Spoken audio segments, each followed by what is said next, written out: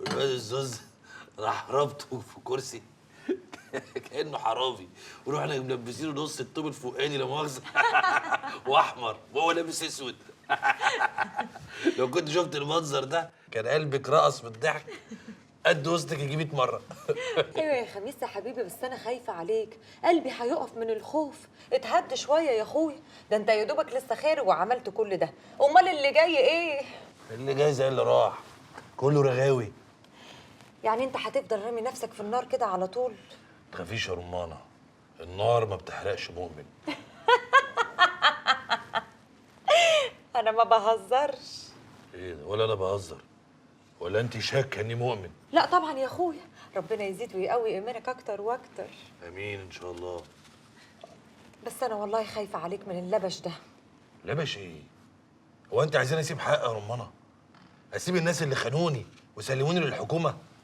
اسيب البيت لعالم واطي يلهفوه مني؟ البيت اللي تعبت وشقيت وانا ببنيه طوبه طوبه. انت ما تعرفيش انا تعبت قد ايه ولا شقيت ازاي عشان ابني البيت ده. انا اتذللت للزباين، انا ياما كنت اقف للزبون اثبته واتذلل له. اللي جاي ياخد قرش ولا قرش ونص اثبته عشان ياخد له وقيه، واللي بياخد وقيه ولا وقيه ونص اثبت فيه عشان ياخد له فرش، ان شاء الله حتى يقسمه هو زمايله. انا شقيت يا رمانه، شقيت وعرقت وتعبت على ما وصلت اللي انا فيه وبقيت كده. اقوم بقى سايب كل ده في الاخر واقف اتفرج؟ ساعتها ما بقاش استاهل اسم افندينا يا رمانه. ايوه بس انا بصراحه كده ماليش فيه. انا بحبك يا خميس وخايفه عليك، مش عايزاك تضيع مني وتبعد عني تاني. هو ده قدري ومكتوب يا رمانه، غلط بقى ولا صح هو ده انا. من يوم ما امي جالها الطلق فيا كانت بتوزع بضاعه ساعتها وشالتني، كنت يا دوب لسه حته لحمه قد كده اهو، حمرا كده صغيره، وقامت شايلاني في صندوق حشيش. عشان كده انت طلعت صاحب مزاج. ما انا اتفطمت عليه. من ساعتها وانا بقول يتوب علينا ربنا، ولحد دلوقتي بقولها. الصندوق ده يا رمانه كان تابوت، تابوت من اللي بيشيلوا فيه الميتين، زي ما يكون مكتوب عليا اني اجيب الدنيا من اخرها واسرق طعمها من بق الموت. احنا ايه الكلام الكئيب ده؟ ايه اللي فكرنا بالليله دي دلوقتي؟ هو انا ما وحشتكيش يا بت ولا ايه؟ وحشتني طبعا. طب امال ايه بقى؟ ايه بقى؟ تعال بقى. اهو. ايه اهو بقى؟ اهو.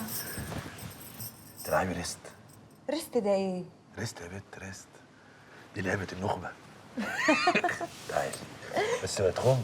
ماشي ماشي يلا. بس اظبط كده. 1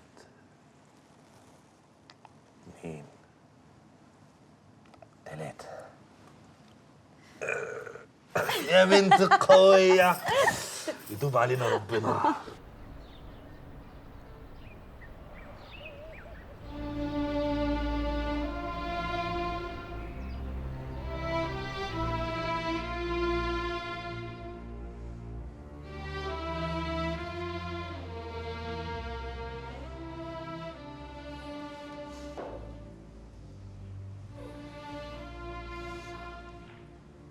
راح فين على الصبح كده يا براء؟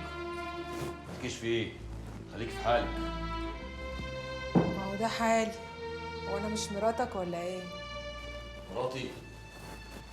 مراتي بأمارة ايه بقى ان شاء الله؟ بأمارة الوضع اللي ابوك غصبنا عليه. بقول لك ايه؟ حل عن نفوخي واصطبحي قولي على الصبح. انت صحيح لو عايز تنتقم من خميس لازم تعرف ان عنده رجاله كتير وعزوه اكبر، يعني عشان تنتقم منه لازم تبقى قده. خدني على اخوانا هو رجالته ابن الكلب، بس وديني لكون جايب اجله بايدي دول. ساعتها تكبر في عيني وتسد الخانه الفاضيه وتحل محل اللي راح. اكبر في عينين مين يا بت؟ اوعي تكوني فاكره ان انا رايح اخد طار اخويا عشان اكبر في نظرك ولا حاجه.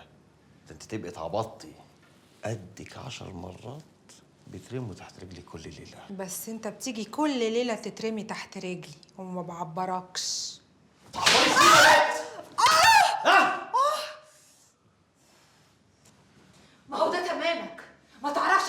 النسوان، انما تيجي عند الرجاله وتعمل فار. انا فار يا بنت الكلب، وحياة امك لعرفك نامك صح. حرام. بس وانت نزلي تحت دلوقتي.